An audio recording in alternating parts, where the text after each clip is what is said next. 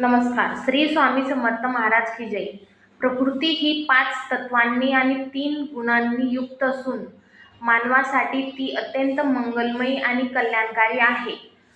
ऋषीमुनींनी त्या काळामध्ये याचा सूक्ष्म अभ्यास केला होता आणि पर्यावरणाच्या प्रदूषणासंबंधी त्या काळामध्ये मानवाला या अथर्ववेदामधील द्यावा पृथ्वी या सूक्तामध्ये पर्यावरणाच्या प्रदूषणासंबंधी सचेत केले होते.